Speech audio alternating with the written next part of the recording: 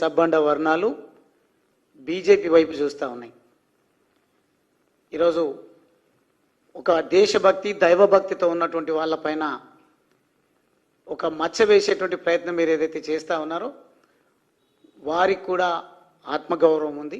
మరీ ముఖ్యంగా మా సోదరిమణులు మహిళలు కుంకుమార్చనను అడ్డుకున్నటువంటి ఈ కుట్రలు కుతంత్రాలు చేస్తున్నటువంటి పార్టీని సందర్భం వచ్చినప్పుడు మేము బొంద పెడతామనే పద్ధతిలో ఈరోజు వారికి జరిగిన అవమానం విషయంలో మా అక్క చెల్లెళ్ళు చర్చించుకుంటా ఉన్నారు. తప్పకుండా తగిన రీతిలో బుద్ధి చెప్తారు. నాకు తెలుసు అక్కడ మీరు అభ్యర్థిని నియమించేటువంటి విషయంలో కూడా స్ట్రాటజీ ప్లే చేస్తున్నారు.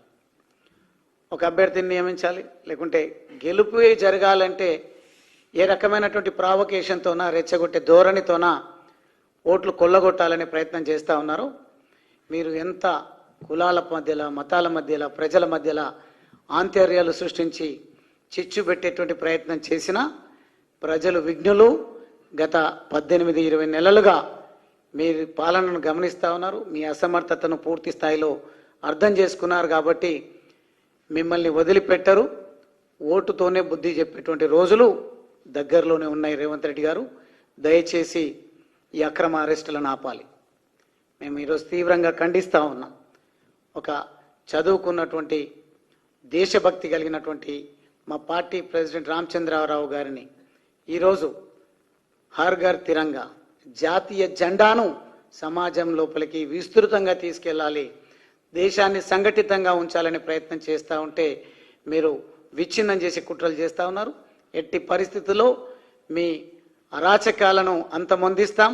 ఈ ప్రాంతంలో ఈ జెండా బీజేపీ జెండాను రెపరెపలాడించడం కోసం మరీ ముఖ్యంగా ఈ బాధ్యత హర్ ఘర్ తిరంగా కార్యక్రమానికి సంబంధించి బీజేవైఎంకు మా పార్టీ అవకాశం కల్పించినట్టుంది. యువ మిత్రులను నేను ఆ చేతులు జోడించి కోరుతా ఉన్నా. ఎట్టి పరిస్థితుల్లో కూడా ఈ కార్యక్రమం ద్వారా ఈ దేశ పరిరక్షణను దెబ్బతీసేటువంటి ప్రయత్నం రాహుల్ గాంధీ గారు సంఘ విద్రోహ శక్తులు మరీ ముఖ్యంగా భారతదేశాన్ని సర్వనాశనం చేయాలని కుట్ర పన్నుతున్నటువంటి కుట్రదారుల ఎత్తులను చిత్తు చేసి ప్రతి గడపకు కూడా మన దేశభక్తి ఏందో చాటే విధంగా కార్యక్రమాన్ని రూపకల్పన చేయండి. అది తప్పకుండా వారు అడ్డుకోవడం ద్వారా జూబ్లీహిల్స్లో గెలుపొందాలనే ప్రయత్నం ఏదైతే చేస్తూ ఉన్నారో రాష్ట్ర వ్యాప్తంగా మన భక్తిని మన సంస్కృతిని చాటేటువంటి కార్యక్రమం ఏదైతే మనం తీసుకున్నామో ఆ కార్యక్రమం ద్వారా ప్రతి ఒక్కరు కూడా సైనికులుగా వచ్చి ఒక్కొక్క ఓటుకు ఒక్కొక్కరు బాధ్యత తీసుకొని జూబ్లీహిల్స్ ఉప ఎన్నికల్లో ఎప్పుడు ఎన్నికలు వచ్చినా మన కమలం గుర్తును వికసించే విధంగా మనం ప్రయత్నం చేయాలని ఈ సందర్భంగా కోరుకుంటూ నేను సెలవు తీసుకుంటా ఉన్నాను.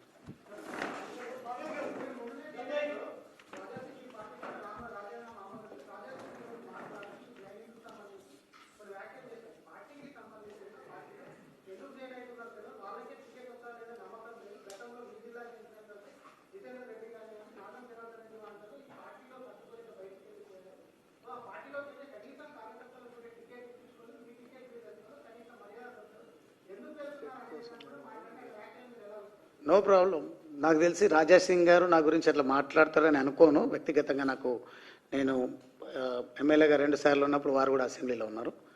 ఎందుకు మాట్లాడినరో తెలియదు, లేకుంటే ఒక స్ట్రాటజీ వారు కూడా, ఎందుకంటే బీజేపీ పార్టీ అంటే వారికి కూడా గౌరవం ఉంటుంది. నిజంగా ఫీడ్బ్యాక్ తీసుకోవడం కోసమే అయ్యి ఉండొచ్చు అని అనుకుంటున్నా. నేను వచ్చింది మీరందరి సమక్షంలో. నేను బీజేపీ పార్టీలో చేరింది నాకు పదవులు కొత్త కాదు. చిన్న వయసులో 2 సార్లు శాసనసభ్యుడిగా నా అచ్చంపేట ప్రజలు నాకు అవకాశం ఇచ్చారు. సమాజంలో చివరి వ్యక్తి వరకు అభివృద్ధి ఫలాలు సంక్షేమం అందాలనే నా లక్ష్యంతో నేను పనిచేసిన. ప్రతిపక్ష పాత్ర పోషిస్తున్నటువంటి ఈ సందర్భంలో నేను తీసుకున్నటువంటి నినాదం, నేను వచ్చినటువంటి నేపథ్యాన్ని కనుక మీరు అర్థం చేసుకుంటే అంత్యోదయ అనే పదం చాలా స్పష్టంగా నేను వాడడం జరిగింది. సమాజంలో ఉన్నటువంటి చివరి పౌరుడి వరకు ప్రభుత్వ చేయూత సమాజం యొక్క చేయూత అందాలనే లక్ష్యంతోనే వచ్చిన. నేను ఒకవేళ ఎమ్మెల్యేనే కావాలి అనుకుంటే నాకు అక్కడ ఏమాత్రం ఇబ్బంది లేదు. అందుకే నా రాజీనామా లెటర్లో కానీ పలు సందర్భాల్లో నేను గతంలో ఏ పార్టీలో అయితే పనిచేయడం జరిగిందో ఆ పార్టీ పెద్దలకు ధన్యవాదాలు తెలియజేసిన, ఆ పార్టీ సిద్ధాంతాలతో పనిచేసి నచ్చినప్పుడు, ఇప్పుడు నాకు తెలిసి నేను ఇంకా అచ్చంపేటలో అడుగు పెట్టలేదు, ఆ పార్టీ సిద్ధాంతాలు వాళ్ళ హిడెన్ ఎజెండా వేరే ఏదున్నదో స్లోగా నాకు అర్థమైంది. నేను మా వాళ్ళకు అర్థం చేయించేటువంటి ప్రయత్నం చేస్తా, కానీ యువతరాన్ని రాజకీయాల్లోకి ముందుకు తీసుకురావడం కోసం ప్రయత్నం చేస్తా తప్ప, నేను యువకుడిగా ఉన్నా